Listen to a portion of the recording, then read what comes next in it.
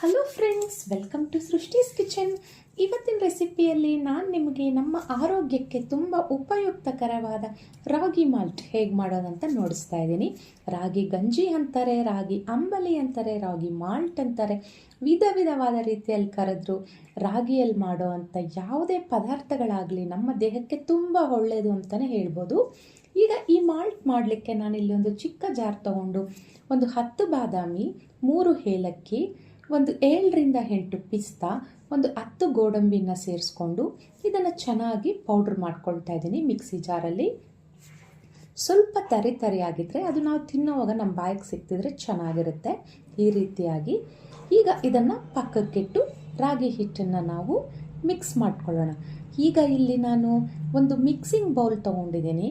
Mixing bowl ತೊಗೊಂಡು ಅದಕ್ಕೆ ನಾನೀಗ 1 ಕಪ್ಪಲ್ಲಿ 1 ಕಪ್ಪಷ್ಟು ರಾಗಿ ಹಿಟ್ಟು ಸೇರಿಸ್ತಾ ಇದ್ದೀನಿ. ನೋಡಿ, ಹೊಸ್ದಾಗಿ ಮಾಡೋರಿಗೆ ನೀರಿನ ಅಳತೆ ಎಲ್ಲ ಇದರಲ್ಲೇ ನೋಡಿಸ್ತೀನಿ.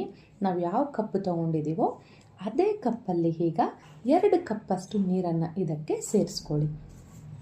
ಈ ಮಾಲ್ಟಲ್ಲಿ 2 ವಿಧ ಇದೆ. ಒಂದು ನಾವು ಮಜ್ಜಿಗೆ ಎಲ್ಲ ಸೇರಿಸ್ಕೊಂಡು ರಾಗಿ ಅಂಬಲಿ, ಅದು ಸ್ವಲ್ಪ ಖಾರ, ಇದು ಸ್ವೀಟ್, ಅದಕ್ಕೆ ನಾವು ಹಸಿರು ಮೆಣಸಿನ್ಕಾಯಿ ಮಜ್ಜಿಗೆ ಎಲ್ಲ ಹಾಕಿ ಮಾಡ್ತೀವಲ್ಲ ಅದು. ಮುಂದಿನ ವಿಡಿಯೋಗಳಲ್ಲಿ ಅದನ್ನು ನಾನು ನಿಮಗೆ ನೋಡಿಸ್ತೀನಿ.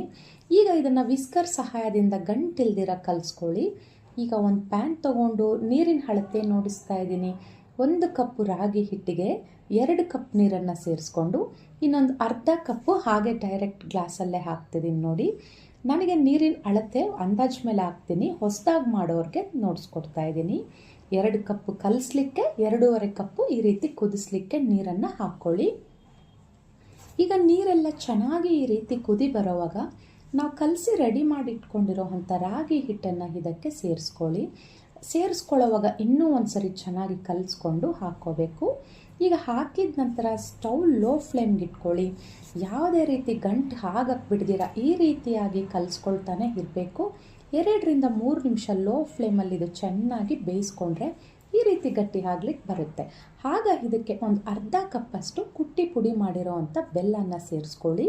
ಬೆಲ್ಲ ಹಾಕಿದ ನಂತರನೂ ಅಷ್ಟೇ ಇದನ್ನು ಸ್ಟಾರ್ಟಿಂಗ್ ಟು ಎಂಡಿಂಗ್ವರೆಗೂ ಕಲಿಸ್ಕೊಳ್ತಾನೆ ಇರಬೇಕು ಫ್ರೆಂಡ್ಸ್, ಪೇಷನ್ಸಿಂದ, ಯಾಕಂದರೆ ಗಂಟಾಗುತ್ತೆ. ಹಾಗಾಗಿ ಈಗ ಇಲ್ಲಿ ಸುಮಾರು ಒಂದು 5ರಿಂದ 6 ನಿಮಿಷ ಆಗಿದೆ. ನೋಡಿ, ಈ ಹದಕ್ಕೆ ಬಂದಿದೆ. ಈಗ ಇದಕ್ಕೆ ನಾವು ಕಾಯಿಸಿ ತಣ್ಣಗಾಗಿರೋ ಅಂಥ ಹಾಲನ್ನು ಸೇರಿಸ್ಕೋಬೇಕಾಗತ್ತೆ. ಹಾಲಿಲ್ಲಿ ಚೆನ್ನಾಗಿ ಕಾದು ತಣ್ಣಗಾಗಿದೆ. ಅದಕ್ಕೂ ಮೊದಲು ನಾವಿಲ್ಲಿ ರೆಡಿ ಮಾಡಿಟ್ಕೊಂಡಿರೋ ಅಂಥ ಡ್ರೈ ಫ್ರೂಟ್ಸ್ದು ಪುಡಿನ ಇದಕ್ಕೆ ಸೇರಿಸ್ಕೊಳ್ತಾ ಇದ್ದೀನಿ. ಈ ರೀತಿ ಡ್ರೈ ಫ್ರೂಟ್ಸ್ ಹಾಕಿ ಮಾಡ್ಕೊಳ್ಳೋದ್ರಿಂದ ನಮ್ಮ ದೇಹಕ್ಕೆ ತುಂಬ ಒಳ್ಳೆಯದು. ಮಕ್ಕಳಿಗೆ ಮಾಡಿಕೊಟ್ರು ಅಷ್ಟೇ ತುಂಬ ಒಳ್ಳೆಯದಂತಲೇ ಹೇಳ್ಬೋದು ನಮ್ಮ ಆರೋಗ್ಯಕ್ಕೆ. ಬೆಳಗಿನ ಸಮಯದಲ್ಲಿ ಯಾರು ತಿಂಡಿ ಎಲ್ಲ ಮಾಡ್ಕೊಳ್ಳಿಕ್ಕೆ ಟೈಮ್ ಇಲ್ಲದೆ ಇರೋವಾಗ ಇದೊಂದು ಕಪ್ಪು ಕುಡಿದೋದ್ರೆ ಸಾಕು, ಬೇಗ ಹಶ್ವಾಗೋದಿಲ್ಲ ಅಂತಲೂ ಹೇಳ್ಬೋದು. ಈಗ ಇದಕ್ಕೆ ನಾವು ಹಾಲನ್ನು ಮಿಕ್ಸ್ ಮಾಡ್ಕೊಳ್ತಾ ಇದ್ದೀವಿ. ನೋಡಿ, ಸುಮಾರು ಇಲ್ಲಿ ನಾನು ಒಂದು 1/4 ಲೀಟ್ರ್ ಅಷ್ಟು ಹಾಲು ತೊಗೊಂಡಿದ್ದೀನಿ. 1 ಕಪ್ಪು ಹಿಟ್ಟಿಗೆ 1/4 ಲೀಟ್ರ್ ಹಾಲು ತೊಗೊಂಡಿದ್ದೀನಿ.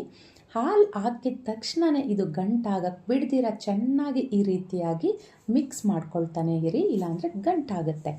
ಈಗ ನೋಡಿ ಫ್ರೆಂಡ್ಸ್, ಎಷ್ಟು ಚೆನ್ನಾಗಿ ಬಂದಿದೆ. ಕನ್ಸಿಸ್ಟೆನ್ಸಿ ಅನ್ನೋದು ಸಹ ನಮಗೆ ಪರ್ಫೆಕ್ಟಾಗಿ ಬಂದಿದೆ ಅಂತಲೇ ಹೇಳ್ಬೋದು. ಡಯಟ್ ಮಾಡೋರ್ಗಂತೂ ಒಳ್ಳೆ ಫುಡ್ ಇದು. 1 ಕಪ್ಪು ಕುಡ್ದಿದ್ದೀವಂದರೆ ನಮಗೆ ಹಸಿವನ್ನೋದು ಬೇಗ ಆಗೋದೇ ಇಲ್ಲ. ಈಗ ನಾನು ನೋಡಿಸ್ತಾ ಇದ್ದೀನಿ ನೋಡಿ, ಒಂದು ಗಂಟು ಇಲ್ದಿರ ಎಷ್ಟು ಚೆನ್ನಾಗಿ ರಾಗಿ ಮಾಲ್ಟ್ ಇಲ್ಲಿ ಬಂದಿದೆ ಅಂತ. ಈಗ ಇದನ್ನು ನಾನು ಕಪ್ಗೆ ಸೇರಿಸ್ಕೊಳ್ತಾ ಇದ್ದೀನಿ. ನಾನು ಹೇಳಿದ್ನಲ್ವ, ಡಯಟ್ ಮಾಡೋರ್ಗಾಗಿರ್ಬೋದು, ಡಯಾಬಿಟಿಸ್ ಅವ್ರಿಗಾಗಿರ್ಬೋದು ತುಂಬ ಉತ್ತಮ ಈ ರಾಗಿ ಮಾಲ್ಟು. ಈ ಬೇಸಿಗೆಯಲ್ಲಂತೂ ನಮ್ಮ ಹೊಟ್ಟೆಯಲ್ಲಿ ತಂಪಾಗಿರುತ್ತೆ, ಡೌಟೇ ಇಲ್ಲ. ನೀವು ಟ್ರೈ ಮಾಡಿ. ನಾನು ಮಾಡಿದ್ದ ಈ ರೆಸಿಪಿ ನಿಮ್ಗೆ ಇಷ್ಟ ಆಗಿದ್ದಲ್ಲಿ ನನ್ನ ಚಾನಲ್ಗೆ ಲೈಕ್ ಮಾಡಿ, ಶೇರ್ ಮಾಡಿ, ಸಬ್ಸ್ಕ್ರೈಬ್ ಮಾಡಿ. ಶುಭ ದಿನ.